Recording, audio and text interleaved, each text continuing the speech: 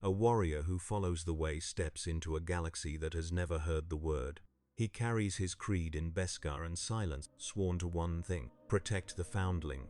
Warhammer 40,000 does not negotiate with personal codes. It asks only what you serve and what you are prepared to spend. In a galaxy where everything extraordinary is eventually claimed, how long does a man with a creed hold the line before the universe teaches him what holding costs? Aun Sesh had spent 40 years watching the dark between stars and still found it beautiful. This was considered unusual for one of her caste. Ethereals were expected to find beauty in the people of the Tau, in the long mathematics of civilization building, in the convergence of the four castes into something greater than any single calling. The void was not their domain. The void belonged to the core, the air caste, who flew it with the cool detachment of beings born to it, who read it as a language and spoke it back in thrust and vector and the patient arcs of orbital mechanics. But Aun Sesh had served aboard patrol fleets for most of her long career, rotating through the outer stations at the edge of Daleth Sept's reach while fire warriors escorted her between postings, and somewhere in the first decade she had stopped tolerating the silence of space and started loving it.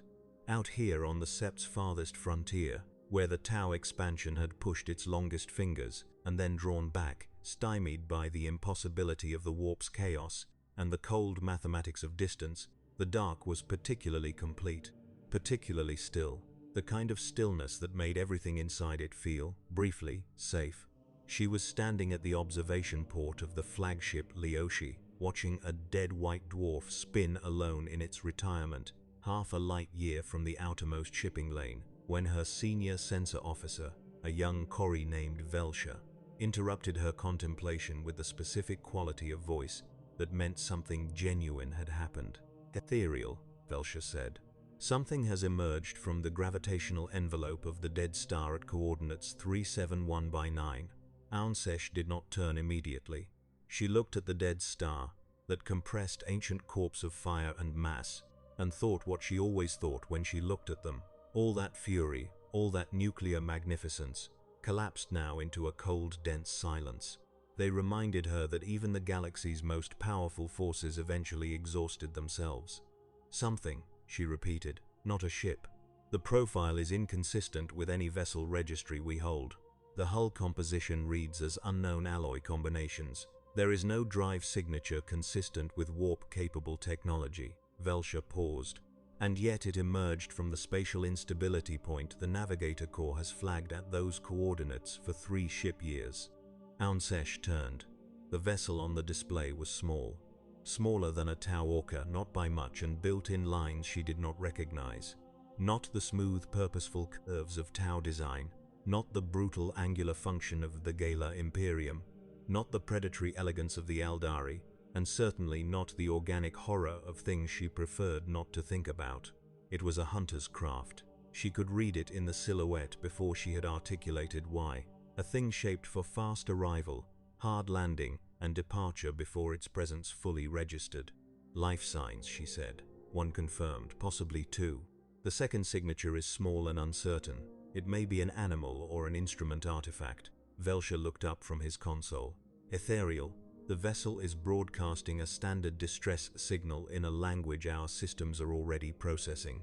A broad family match suggests it is related to several dialects we have documented in the Outer Rim contact records." Aun Sesh clasped her hands behind her back. This was what 40 years in the Outer Dark had taught her.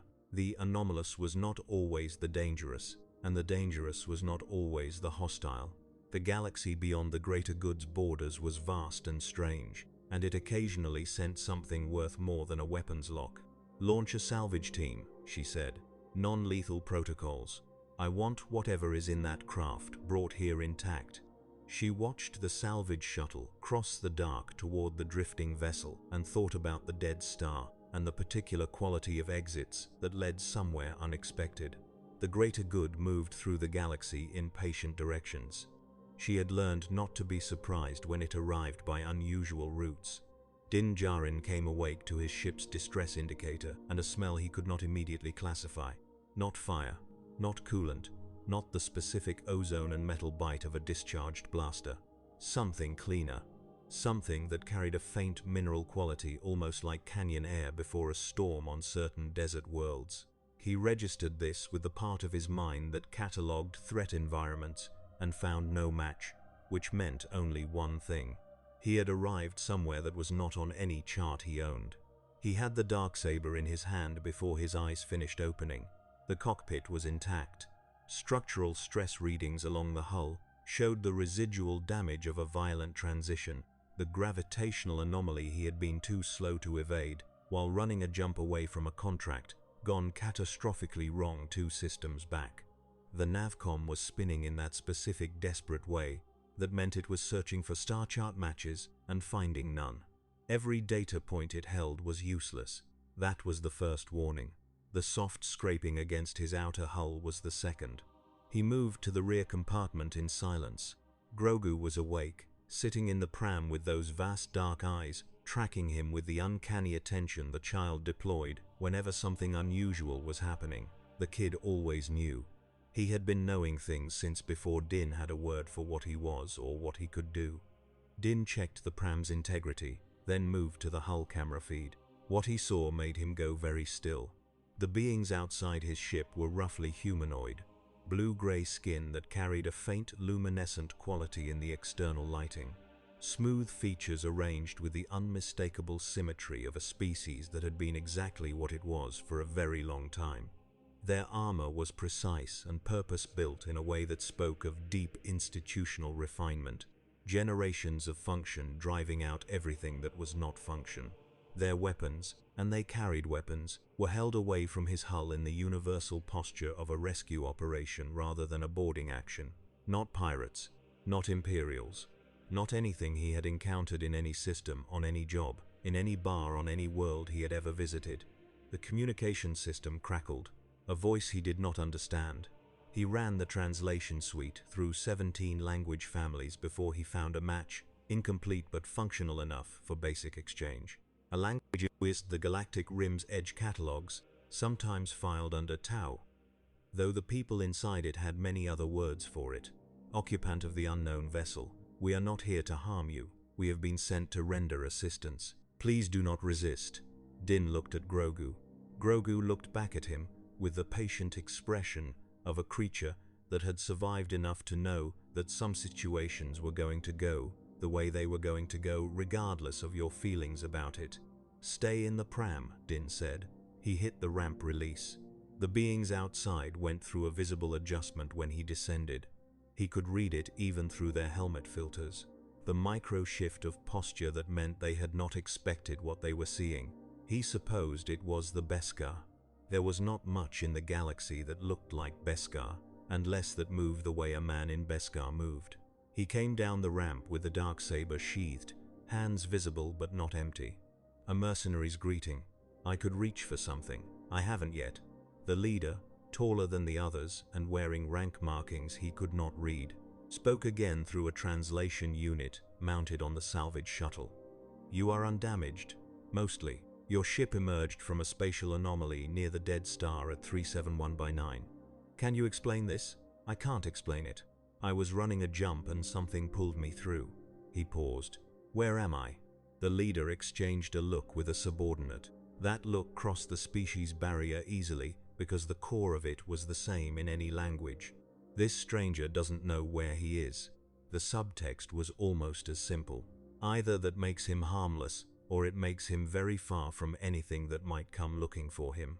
You are in the outer patrol corridor of Dalith Sept, in the space of the Tau Empire, the leader said. We are taking you to our flagship for consultation with our ethereal. Am I under arrest? 3 seconds of consideration. No. Consider yourself a guest. Din looked at the weapons still directed away from his hull. He looked at the translation unit, which meant preparation, and preparation meant his arrival had been anticipated long enough to do research. He looked at Grogu, who had not made a sound. My ship stays with me. The cargo inside it stays with me. Your ship will be brought aboard. Its integrity will not be breached. The leader paused. We noted 2 life signs. One's mine, he said. He did not elaborate. They brought him aboard the Leoshi on a shuttle that was cleaner and more efficient than anything he had ridden in years. and they did not search him, and they did not take his weapons, and the part of him that tracked threat levels adjusted downward by the smallest increment. Not safe, not yet, but not immediately lethal. Aunsesh met him in the fleet's consultation bay, a wide room lit with the cool blue-white precision that seemed to be this people's aesthetic default, everything deliberate and considered and free of anything that did not serve its function. She was old in the way certain kinds of authority went old, still straight, still sharp, simply carrying more weight than she had started with. She looked at him with the careful attention of a scholar examining an artifact of uncertain origin. She did not rush the examination. Then she looked at Grogu, who had extended one small ear toward her from the edge of the pram, and something in her expression shifted in a way Din could not immediately name. "You came from somewhere outside our charts," she said, through a ceiling-mounted translator unit that rendered her words with better fidelity than the field unit. "My charts don't have you in them either." "No." She took a seat and regarded him without hurry. "The creature with you, what is it? A child?" "My foundling. It has qualities that our sensors registered as inconsistent." She watched him carefully. "Nothing alarming, only unusual." He said nothing. "You are a warrior," she said. "Not a question. A classification. The armor you wear carries the marks of extended function. Maintenance performed under conditions that did not permit ideality. You are a hunter. Among other things. Among the Tau, the fire caste serves the greater good as warriors. They are trained and bred for it across generations. They are very good at it.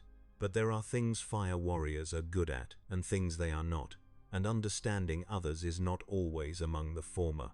She considered him. "I am an ethereal. Understanding others is what my caste exists to do." She said this the way a craftsman named a tool. Not arrogance, precision. "I'm Din Djarin," he said. "Mandalorian. Aunsesh. 7th Ethereal of Dalith Sept, senior adver to this patrol fleet's command." She paused. "What is a Mandalorian?" He had answered this many times on many worlds to many beings who had never heard the word. He had learned the answer changed depending on what the questioner was capable of receiving. "A people," he said, "or what remains of one. We follow a code. The way." The word in her language carried weight he had not expected. The Tau understood codes. They had built an entire civilization on one. "Tell Faizmay about this way," she said. It was the beginning of a conversation that lasted 2 ship days. He ate his meals facing the wall with his helmet raised slightly, the way the creed required, and Aunsesh observed this without comment and without mockery, with the patient attention of someone reading a very long text she had not previously encountered. She asked about the creed, about its origins, about the people who had forged it, about the worlds that had taken it from those people, and what had been left afterward. He answered what he could and named what he could not, and she listened to both the answers and the silences with equal attention. She explained the greater good across those same ship days, through the chain of interpreters and sensor linguistic systems they had assembled to turn both their languages inside out looking for equivalencies. The greater good held that the individual existed in service to the whole, that the highest achievement of any sentient being was to identify their function within the collective design and fill it without pride or resistance, that the fire caste fought because the whole needed fighters, that the earth caste built because the whole needed builders, that the ethereals guided because the whole needed wisdom, and that the design itself was the living expression of life under the greater good. Din listened to all of this and then said, "And if the design demands you set down your weapon when your people are dying?" Aunsesh had looked at him for a long moment before answering. "That is precisely when the design matters most. Individual desire screams loudest at the moment of greatest fear. The greater good is what remains when the screaming stops. The creed doesn't ask me to set down my weapon for a design. It asks me to hold it for the people I've sworn to protect." He was quiet. "I was raised by a sect that took the creed further than most. Strict. Some would say too strict, but the core of it isn't obedience to a system, it's identity. You follow the way because you are Mandalorian, not because someone ordered you to be. And when there is no one to protect, what then?" He had thought about this many times in the silences of hyperspace in the years before the child. Then you carry the creed until there is someone again. That is a heavy thing to carry alone. Most things worth carrying are. She turned this over with the deliberateness of a being who had spent a lifetime giving things the weight they deserved before setting them down or continuing. We are not so different, your way and our good, in one respect. Both demand something of the self for the sake of something larger. The difference is the object. Yours is the collective. Mine is the people I can look in the eye. Yes, she said, that is the difference. It did not resolve. Neither of them expected it to. The Mandalorian creed and the greater good were not equations that simplified to the same answer, and Aunzesh was wise enough not to expect wisdom to mean agreement. What the conversation had produced was something rarer, genuine attention. She paid attention to him. He, in the careful way the creed permitted, paid attention to her. In a galaxy full of beings who had long since stopped paying attention to anything that did not serve their immediate interest, this was not a small thing. On the third day, Grogu reached from the pram with one small hand and touched the hem of Aunsesh's robe as she walked past. The ethereal stopped.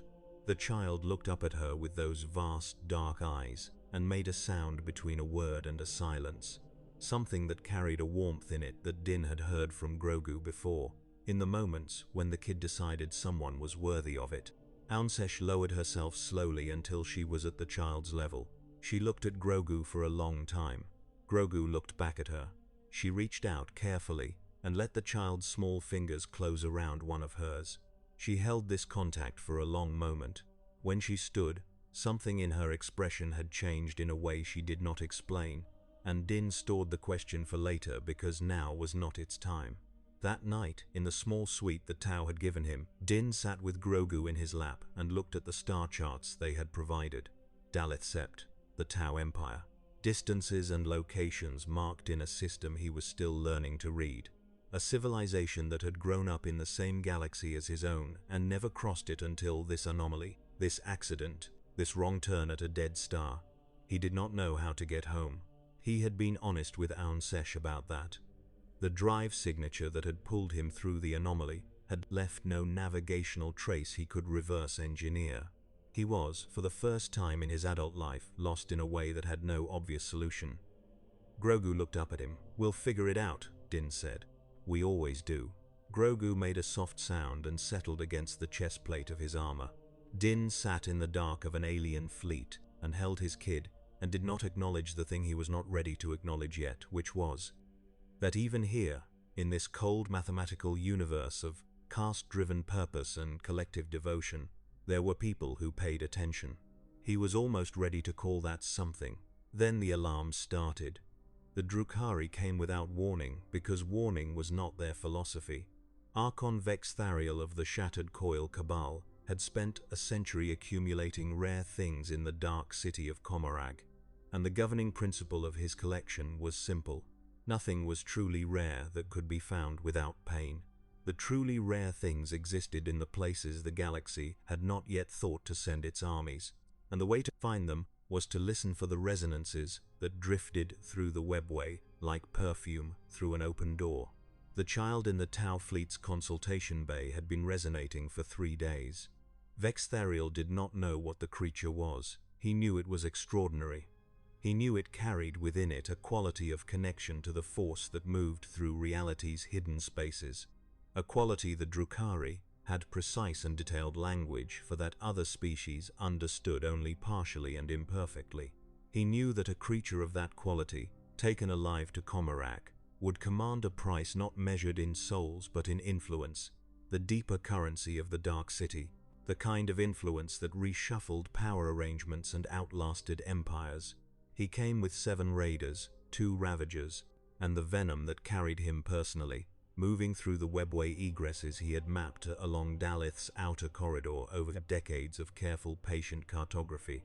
He came at ship night for the Tau fleet, when the biological crew cycles ran at minimum alertness, which was a consideration his deep Eldari blood had taught him to exploit in every species he had ever hunted. The first Tau patrol craft died before it finished registering him on its sensors. The alarm that filled the Leoshi's corridors had a quality Din had not heard before.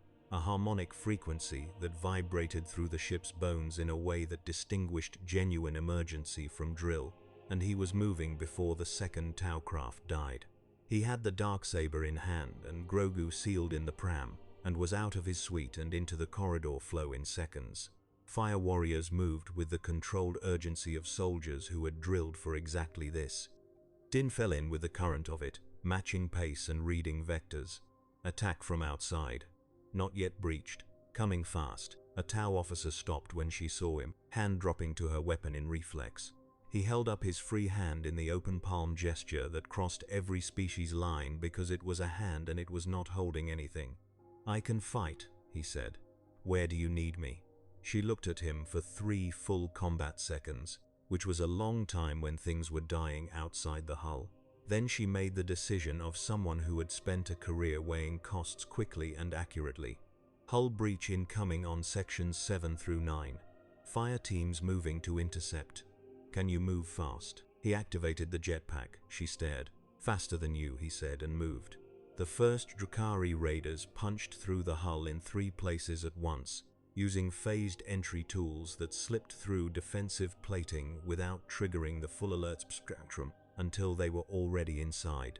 They came wearing the distinctive dark armor of their kind, bladed and angular, every surface designed to induce a specific aesthetic of predatory menace, the visual language of a people who had elevated cruelty to an art form across 10 millennia of practice. They moved with the liquid speed of creatures shaped across that same 10 millennia for exactly this. The dark corridor, the surprised prey, the clean acquisition. Din came at the first team from above and behind. He had not fought Drukhari before, but he had fought Mandalorian hunters, and he had fought trained Imperial soldiers, and he had fought enough things with speed and precision and contempt for their targets to understand the architecture of how they thought. They expected their prey to run or to die in place. They did not expect the armored figure to drop from the corridor ceiling on a jetpack with a blade made of black light. The Darksaber moved. It was not a blade exactly, not in the way most beings understood bladed weapons. It was something older and stranger, a weapon that carried in its construction several thousand years of Mandalorian history and the specific resonant imprint of every hand that had ever held it. And where its edge found contact, it left a quality that was adjacent to pain, but structured differently. A wrongness that the blade's long lineage had stamped into the steel and the energy field alike. The first Drukhari raider did not see the strike that ended it. The second had a full half-second of awareness before the Beskar gauntlet found its throat. The third broke and ran for cover, which was a survival instinct that would have served it better in a corridor without a jetpack in it. Din fought through Section 7, with 2 Tau Fire warriors covering his flanks in the improvised formation they were building in real time, reading his movements and supporting his approach angles with the disciplined adaptability of soldiers who had stopped asking questions about the armored stranger and started working around him. The Fire Warriors' pulse rifles did the distance work, blue-white bolts driving raiders from cover to cover, while Din closed with the survivors. The section filled with the sounds and smells of close combat conducted at the edge of what technology could damage. The wet crack of Drukhari armor under Beskar, the high harmonic shriek of splinter fire deflecting off shaped metal, the chemical smell of Tau field dressings being torn open over wounds that had not had time to announce themselves. Grogu was in the pram 3 sections away, sealed, with 2 Tau veterans on his position. The child's eyes at that moment had drifted half-closed. 4 sections distant, a Drukhari raider, moving through Section 8, found the corridor's gravity wrong for a single stride. Just enough to pull its foot wide at the moment a Tau pulse round was crossing the space where its knee was not supposed to be. The round connected, the raider fell. The fire warrior who had fired it had not expected the opportunity and filed the event in the category of inexplicable assistance that warriors sometimes recorded and rarely discussed. Din was in Section 7, reading the Drukhari's approach pattern, when he understood what it actually was. They were not trying to penetrate deep into the ship. Sections 7 through 9 were noise. They were drawing attention, drawing response, scattering the fleet's defenders across 3 sections of hull, while Section 4, 3 corridors and 2 bulkheads away, sat with its alarms not yet triggered. Section 4 was where the consultation bay was. Section 4 was where Grogu had spent 3 days. He turned the jetpack around and flew. Vexthariel had sent 3 incubi for the real task. The incubus cast was not the Drukhari's weapon for easy targets. They were for missions where the acquisition was not helpless, and the extraction required fighting through something that fought back with genuine capability. Vexthariel had selected these 3 from among his cabal's finest, veterans of acquisitions that had required the deaths of Space Marine scouts, and the containment of psychers whose power had shaken the webway during their capture. He had given them one instruction: take the child alive. Do not engage the armored stranger unless there is no option. They found Aun Sesh in the consultation bay with 2 fire warrior bodyguards. They killed both guards in the time it took the ethereal to take a single backward step. Then they stopped because Aun Sesh had not run and had not reached for a weapon. She was standing in the exact geometric center of the room, with her hands clasped behind her back, looking at them with the expression of someone who had not yet reached the end of her options. "You came for the child," she said through the translator unit that still carried her voice in Din's language in the corridor outside. The lead incubus did not speak. Drukhari operatives of this level did not negotiate with prey. Take me instead. I am an ethereal. In your city, an ethereal living would be worth more than any exotic creature. The incubus moved 1 step toward the pram, calculating. The child was sealed inside it, alive, unharmed, waiting. It had not triggered any response. This was efficient. This was ideal. Then the door came off its hinges. Din hit the lead incubus with a Beskar shoulder at the velocity a jetpack produced. When used a ram in an enclosed corridor, which was enough to move even a trained Drukhari operative from the position they had planned to occupy. The collision did not kill the incubus. It interrupted the attack vector, and the 2 remaining operatives had not factored the interruption into their response timing. The 2 seconds this created were enough for Aun Sesh to put the pram behind a console, and for Din to get the Darksaber between himself and the Lekan incubus's descent. He had fought better fighters than himself before. This was not unusual.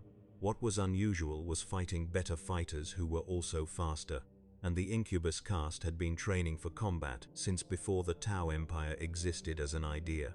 The second incubus's blade found the gap between his Beskar gauntlet and his vambrace, a gap so precise it should not have been accessible, and opened a line of fire across his forearm that told him immediately what kind of weapon it was. Pain, clean, specific, a blade designed to keep wounds open. He used the pain as information, not as an event. The information told him the blade that had found that gap would be looking for other gaps, and the way to deny them was distance removal. He went close, too close for the long weapon to work properly. He had learned this on Navarro from a bounty hunter, whose reach advantage had seemed decisive until he understood that reach required space. He tucked his elbow, drove the Darksaber in a low arc, and felt the black blade find the joint between the incubus's hip and thigh where the armor transitioned from plate to flex. The second incubus fell. The third incubus had gone for Aun Sesh. The child's eyes opened. Din had seen what happened in the moments when Grogu's calculation crossed some interior threshold he could not map from outside. He had seen it on Navarro, on Tython, on half a dozen worlds where the threat had become absolute, and something in that small round head decided that the rules no longer applied. He had never found words for it. He knew only the effect. The third incubus stopped, not gradually, not through any visible force, no thrown object or physical contact. The incubus stopped, as though every momentum it had accumulated across 2 decades of dedicated violence had reached a wall that did not move. Its armor strained. Its limbs worked with the convulsive effort of maximum force applied against immovable resistance. The weapon in its hand shook and could not be raised. Aun Sesh stood at the edge of the console. She looked at Grogu. Grogu looked at the Drukhari incubus with an expression of considerable concentration. The lead incubus, recovering from the collision, made the operational decision that Drukhari specialists were trained to make when acquisition became tactically impossible. It signaled withdrawal. And then, in the moment before it activated the extraction beacon, it looked at the small creature, holding its companion absolutely motionless. The Drukhari were a people who had developed the most comprehensive catalogue of pain in the galaxy, and had found very little that surprised them. Something moved in the lead incubus's biometrics that the Tau sensors would later record, reviewing the footage as fear. The extraction beacon pulsed.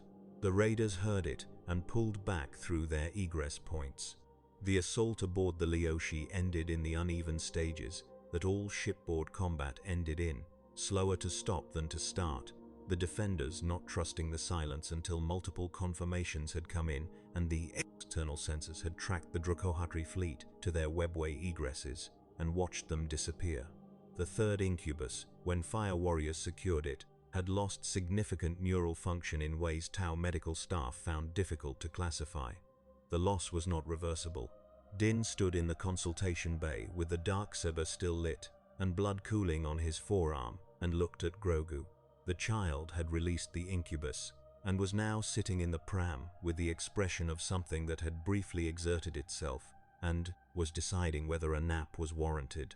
Aunsesh looked at Din for a long moment. "The child," she said. "Yes, that is why they came. That's why they always come eventually," he said. "It's why I keep moving." She was quiet. Beyond the hull, far out in the dark, the Drukhari fleet was disengaging, pulling back to recalculate. They always came back. This was the first thing you learned about the Drukhari. They came back. But not tonight. You cannot keep moving forever, Aunsesh said. "I know. And the child be kept safe by movement alone. I know that too." She looked at Grogu for a long time. The child had almost fallen asleep. The pram's humming filled the silence of the consultation bay where 2 fire warriors had died, and 1 Drukhari incubus had been broken by something that could fit in one hand. "What does the child need?" Aunsesh asked. Din was quiet for a moment. The question carried every weight he had been carrying for a year. "Protection," he said. "Time. A place where no one is trying to take him." He paused. "Teachers maybe. Someday in what?" He looked at Grogu.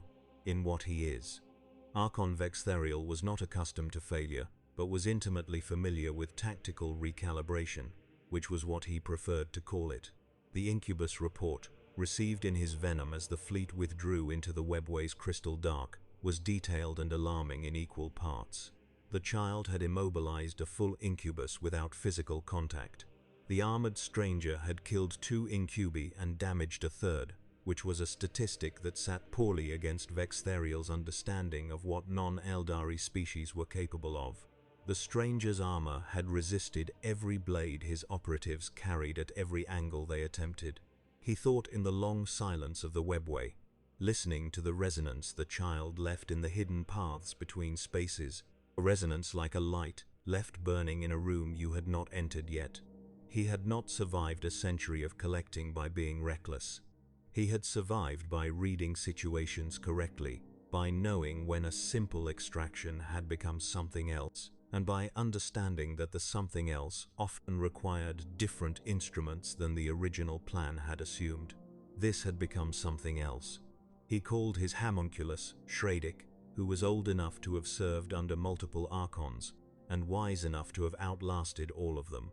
Shradik specialized in the physiological and psychological architecture of other species, which was a polite way of describing what homunculi actually did, and it was Shradik who had first brought the child's resonance to Vextherial's attention 3 weeks before the assault.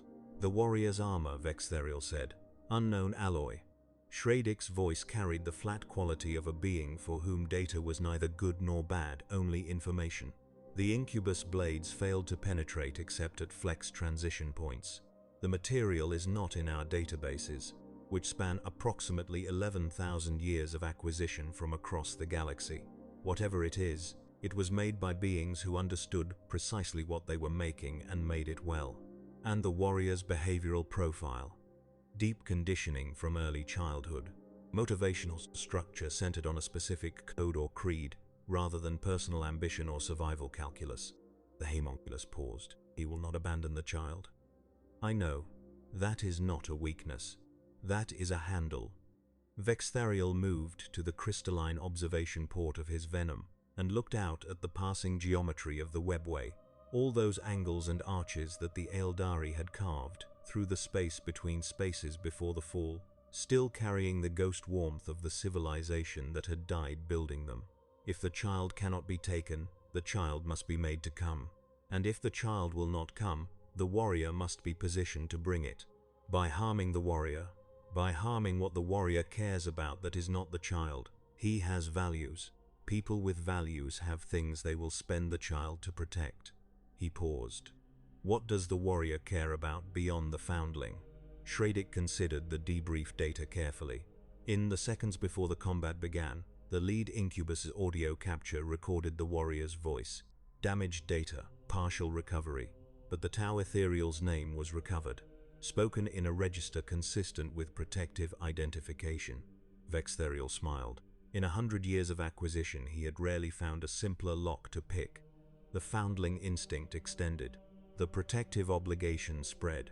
A man who carried his code like a shield against the galaxy would reflexively extend that shield to anyone he had spent time paying attention to. He would move to protect her, Vexthariel said. Based on behavioral modeling, yes, consistently and without calculation. Then we build around that. Vexthariel turned from the port. We do not attack the child. We attack the ethereal. He runs to her defense. And in the moment he commits, the child is without him. Shredick tilted his head in the gesture he used for acknowledgement. The Tau fleet will have reconfigured their sensor architecture following the first assault.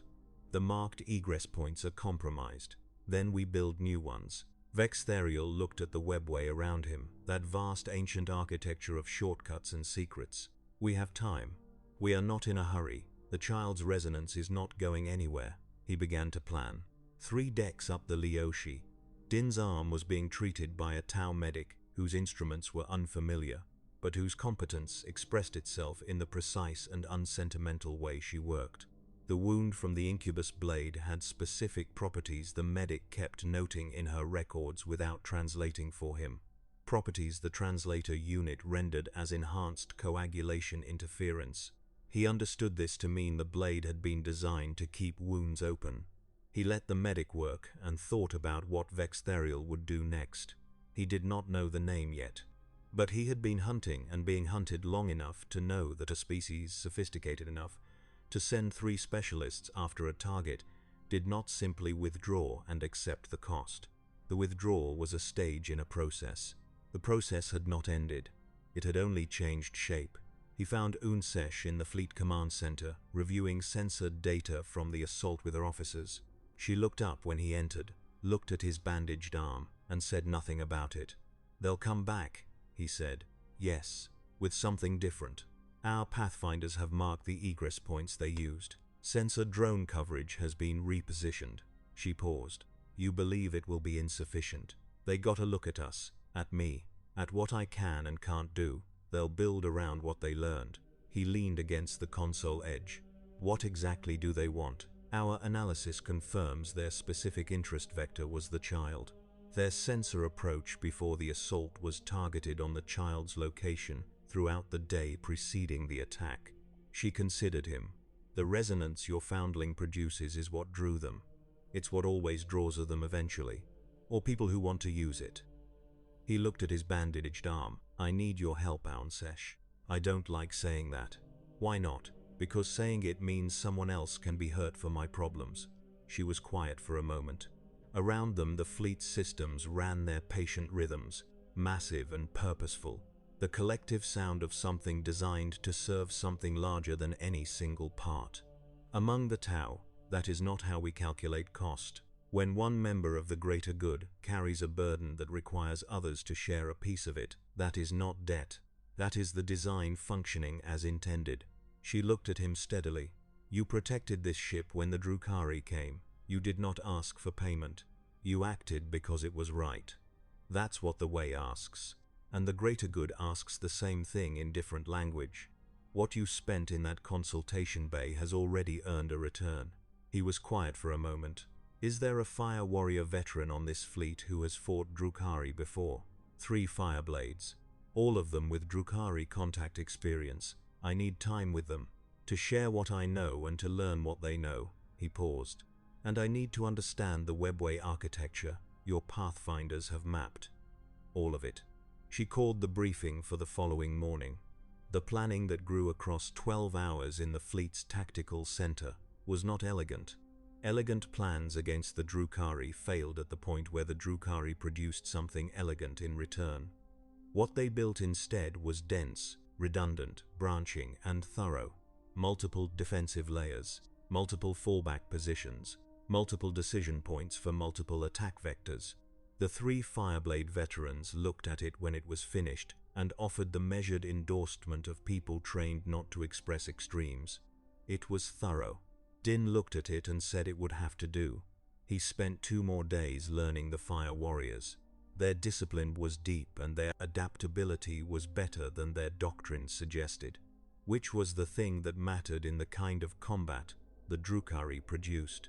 They learned him in return, watching the way he moved through the corridors in the drills they ran, reading the Beskar's capabilities against the various scenarios, asking careful questions about the jetpack and the Darksaber that he answered without reservation because they needed the information and they had earned it. Grogu spent those days watching the stars from the secured compartment the Tactical Council had designated as the child's position during any future engagement. 2 Fireblade veterans stood his detail, and they were the 2 who had encountered the inexplicable gravity shift in Section 8 during the first assault, and neither of them spoke about it, but both of them understood the shape of what they were protecting. Vex Therial came on the 7th day after the first attack. He came differently, as Din had expected, not through the marked egresses, but through 3 new access points that his operatives had cut in the days between. Patient surgery on the webway's inner lining that the Pathfinders had not detected until 4 hours before the assault, which gave the fleet barely enough time to complete positioning rather than the full deployment window the plan had assumed. The attack unfolded in 3 phases. The first was a mass strike on the fleet's external sensor architecture.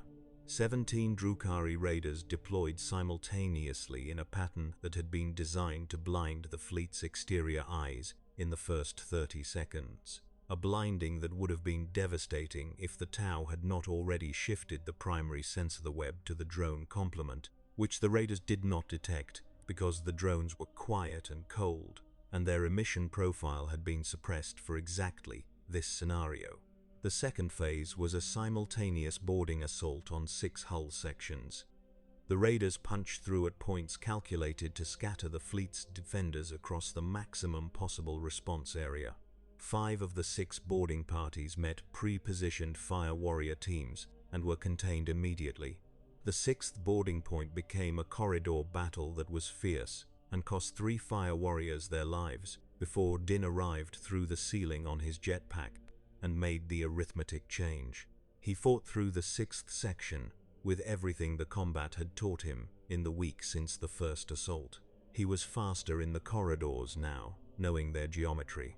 The Fire Warriors who covered his flanks had stopped being surprised by anything he did and had started being useful in the specific ways that soldiers become useful when they have been watching someone fight for a week and know what to give them and when. The 6th boarding party broke in 4 minutes. 3 Drukhari dead, 2 escaped through emergency extraction, 1 contained. But the 6th boarding party had not been the actual assault. Vex Therial had built the second phase as misdirection at a scale that the first assault had not attempted. All 6 boarding parties were noise, and the Tactical Council had known this, and what they had not been able to determine in 4 hours of positioning was exactly where the true approach would emerge. There were 9 possible webway egress points within the fleet's spatial envelope that the Pathfinders had flagged as viable for a micro-breach. The plan had covered 8 of them.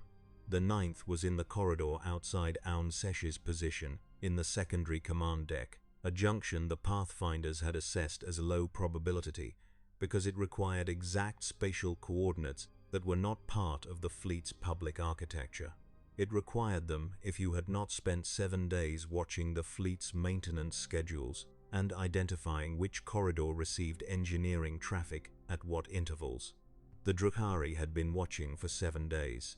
The egress opened at ship time 1542, and through it came Vexthariel himself, with 6 Trueborn guards and Shradic at his shoulder, and they materialized in the corridor to find it empty, in the way that empty corridors were not quite empty when someone had prepared them. Aunsesh was not at her secondary command position. The fire warrior stationed at the corridor's far end was, and from the emergency maintenance hatch above the junction, descending on a jetpack at close-range velocity, was the Mandalorian.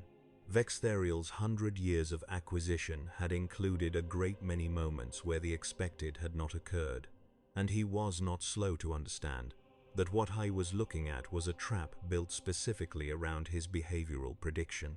He deployed his Trueborn in the defensive formation they had trained for, registered that Shradic had already stepped into the dimensional fold the homunculus kept for emergencies, and assessed his options in the 3 seconds before Din landed. 6 Trueborn, 1 armored stranger, fire warriors at both ends of the corridor. No webway exit he had not already burned behind him. Archon, Din said, settling into guard position with the Darksaber's black blade between them. Call them off. Vexthariel looked at the Mandalorian with the calculating attention of a being who had survived a century of dangerous acquisitions by reading opponents accurately. He had fought custodians and lived. He had faced space marine kill teams and extracted. He had taken prizes from worlds that would have ended him if he had moved 1 step differently. This man was not a space marine, this man was not a custodian, but this man was wearing something he did not have a reference for, and the Darksaber's black light was doing something to the webway resonance in the corridor that Vexthariel's Aeldari senses registered as deeply, structurally wrong, in a way that had nothing to do with technology.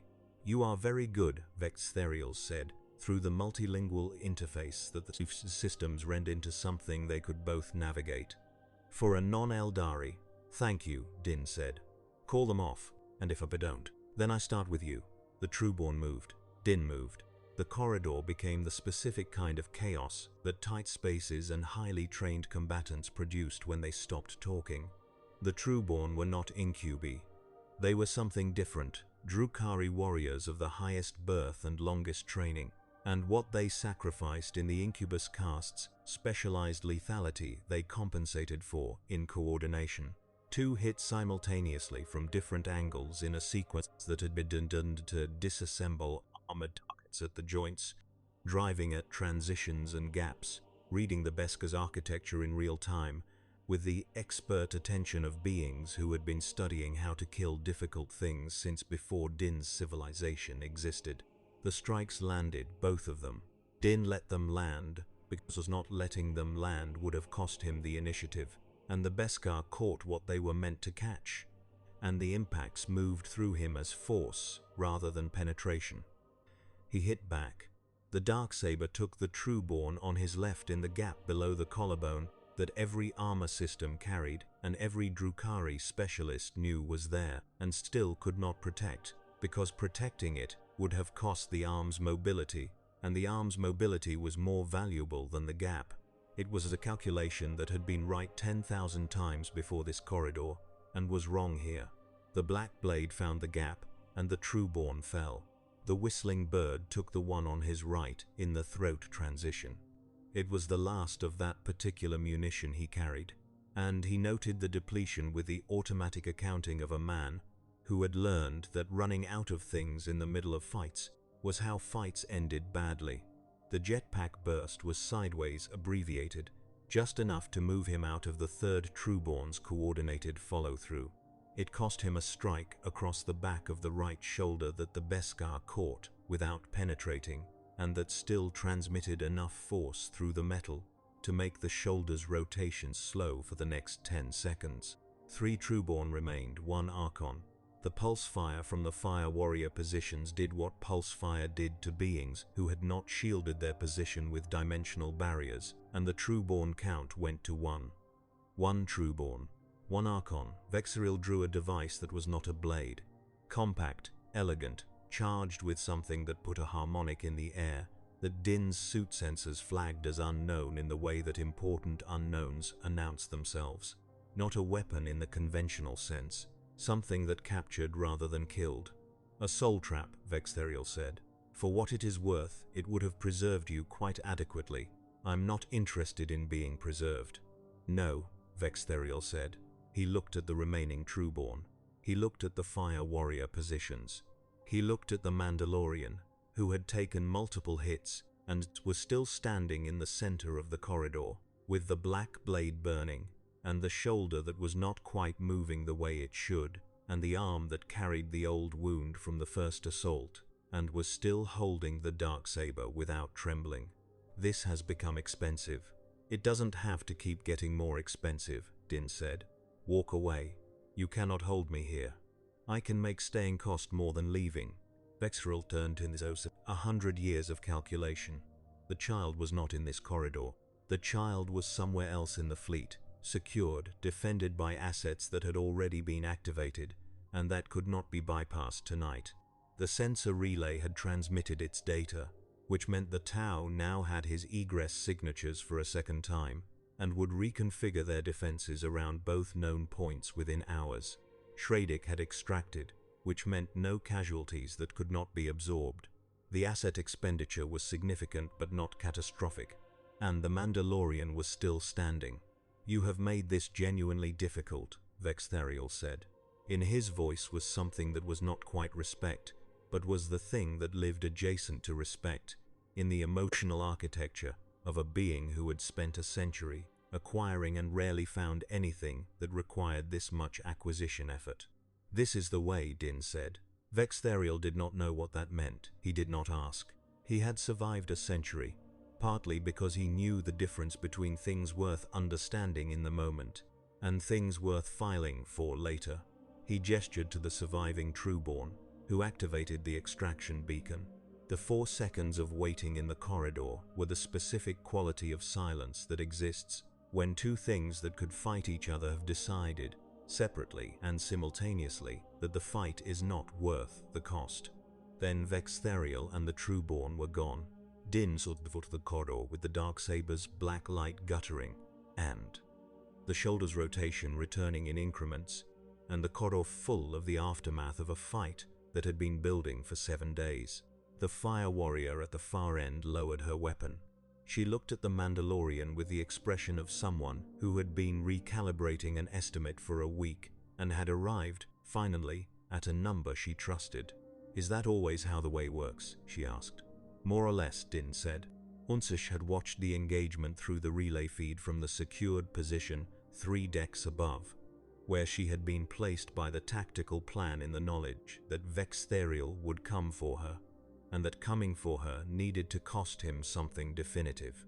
Grogu had been in the adjoining compartment, in his secured location with the 2 Fireblade veterans, and had spent the entire duration of the engagement watching something through the observation port, with the patient attention of a creature that understood exactly what was happening and had made a decision about it. He had not deployed what he could deploy. Aunsesh had thought about that after. When Din arrived on her deck, arm rebandaged and moving with a careful precision of something running below optimal capacity, she had Tau medical staff waiting whether he wanted them or not. He accepted the treatment with the resignation of someone who had learned that arguing with medical necessity was more expensive than compliance. It's over, he said. The Archon will not return immediately. His cost calculation has shifted past viable for the current approach. She paused, but it will not stay shifted. He has patience and resources, and the child's resonance will not change. I know. Where will you go? He was quiet for a long moment. The medic working on his shoulder found something that required recalibration of her instrument. He ignored this. I've been thinking about it. The drive record from the anomaly transit left a signature I might be able to reverse engineer. It's incomplete, but it might give me a heading. He paused.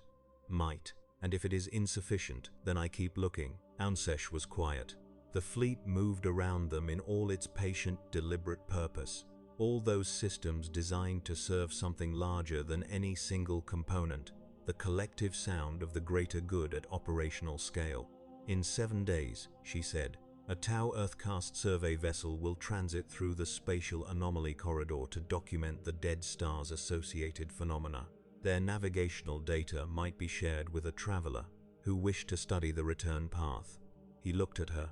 The greater good, she said, sometimes expresses itself in specific directions. Is there anything that needs doing before the survey fleet arrives? She almost smiled. There is a Drukhari incubus in our detention that requires transfer to an inquisitorial contact at the Sept's border station. The process is complicated and the contact is difficult. A pause. It might be useful to have someone present who has demonstrated an ability to make difficult situations resolve. A bounty transfer, if you prefer that language. He was quiet for a moment. Then, the way doesn't prohibit work while I'm waiting for a survey fleet. I had hoped not. The 7 days were not quiet, but they were productive. The Drukhari transfer was conducted at the border station, with the kind of precise unpleasantness that characterized all transactions with Imperial adjacent contacts. The inquisitorial representative, a woman named Vass, who wore a long dark coat, and the expression of someone who had been disappointed by the galaxy for long enough to have stopped expecting anything else from it, looked at Din Djarin for a full 10 seconds before reaching for the transfer documentation. Mandalorian, she said. What are you doing this far from anywhere? I got turned around. She looked at Grogu, who was examining a servo school that had drifted close to the pram with the focused attention he brought to things that interested him. The servo school held very still. It was unclear whether this was programming or assessment. The child is unsanctioned, Vass said. The implications were contained and precise. He's mine, Din said. Vass held the look of someone measuring the distance between what they could technically do and what would cost more than it returned. She had not survived her career by spending authority on fights that didn't pay a return. Keep him out of Imperial space, she said, working on it. She signed the documentation and left without further conversation, which was the behavior of someone who had decided the conversation was more dangerous than the transfer. And Din filed the observation in the category of things that confirmed his existing instinct about the Imperium. The survey fleet arrived on the 8th day, half a day ahead of Aun Sesh's estimate. The Earth-caste scientists aboard it were the specific kind of being that existed in every civilization, the ones who looked at an unprecedented phenomenon and experienced it as joy barely contained inside professional decorum. They let Din into their sensor suite. They shared their navigational data. Across 3 days of careful joint analysis, Din and their lead navigator built a probable return heading that the navigator expressed with the flat precision of Tau language as adequate. That is not a reassuring word, Din told him. Adequate is 1 step below excellent and 2 steps below certain, the navigator said. It is not a statement of pessimism. It is a statement of precision. Din considered this. He had operated on adequate his entire career. Adequate was usually enough. On the morning of the day he left, Aun Sesh came to the docking bay where his ship had been repaired by Earth-caste technicians who had spent 3 weeks in a state of professional fascination with its construction. They had done good work. The ship ran cleaner than it had in years. She stood before him with her hands clasped behind her back, looking at Grogu in the pram one final time. The child looked back at her with those dark eyes that seemed to hold a depth that had nothing to do with age and everything to do with whatever it was he was. The child will be remarkable, she said. He already is. More so in time. She looked at Din. And you have been a more difficult guest than I anticipated and a more valuable one. The way tends to work that way. Yes, she said. I think perhaps it does. A pause. I do not think we will meet again. Probably not. Then I will remember this conversation. She held his gaze through the visor in the way that beings who understood each other did not need to soften. Both parts of it. He extended a hand. In the Tau gesture vocabulary he had learned imperfectly. The tilt of his helmet toward her carried something that did not translate precisely, but that Aun Sesh, who had spent 40 years learning to read what bodies said when languages ran out, understood without translation. He boarded his ship, secured Grogu's pram, ran the pre-flight on a vessel better maintained than it had been in years, waited for launch clearance from the Leoshi's bay control. It came on the first request. He flew out of the bay into the dark of a star field that was not his star field and set his heading toward the Dead Star's anomaly. And the Tau fleet behind him grew small, and then became one light among many, and then became nothing at all, and the void around him was complete and cold and full of the stars he did not know. Grogu fell asleep before the anomaly's edge reached his senses. He slept the way he always slept, with the completeness of a creature that put down all its vigilance absolutely and simply rested. And Din watched the anomaly grow on his display and thought about things he did not usually think about, which was a side effect of conversations he did not usually have. He thought about codes, about the way and the greater good, and the conversation that had taken place in the cool light of an alien fleet between two beings who shared nothing except the belief that having a code was not a weakness but the only thing that distinguished a person from whatever the alternative was. He thought about Aun Sesh's face when Grogu touched her hand for the first time. He thought about the Drukari Archon's voice in the corridor saying, "You are very good for a non-Eldari with the specific quality of a craftsman," who had been surprised by a piece he had underestimated. He thought about the Inquisitor's eyes when she told him to keep the child out of Imperial space. He thought about the Navigator's word, adequate. He engaged the drive. The anomaly took the ship with a sensation that was not quite anything his training had given him a word for. A transition between places that had no duration he could measure. A crossing that was less like moving through a door and more like the door deciding to move through him. Grogu did not wake. Then the other side. Stars he knew. The Navcom resolving coordinates with the desperate certainty of a system that had given up and suddenly found everything again. A galaxy that was his, spread across his display in all its familiar and dangerous and beloved detail. He had found his way back. He always did. In the cold outer dark of a galaxy the Mandalorian had and would never see again.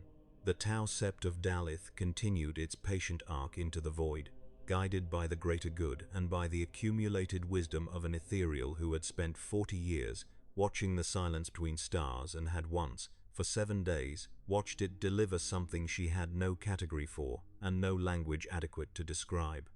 Aun Sesh added one entry to the private record she kept of events that had changed the shape of her understanding, and the entry was brief. There are other ways to be good than the greater good, and they are not diminished for being different. She did not share this with her council. She held it the way you hold a truth that is too complete to be useful, and too useful to be set down. In the crystalline tunnels of the webway, Archon Vextherial was already reconsidering. He was patient. He had spent a century on acquisitions that required patience. He had the child's resonance mapped. He had the coordinates of the spatial anomaly on the other side of which something extraordinary had gone. He was not finished. He was only recalculating. He would wait. In the grim darkness of the far future, where there was only war, a child of impossible gift moved through the dark, in the arms of a warrior who would not put him down, and the galaxy that had met them and failed to hold them grew small in the exhaust of a departing ship, and the stars ahead burned with the cold specific fire of distance not yet crossed. The way continued. It had always continued. Through the loss of worlds, and the death of peoples, and the long terrible silence after the purge, the way had continued, carried by whoever was left to carry it, one step at a time in Beskar and blood, and the absolute refusal to set down the foundling. This was the way.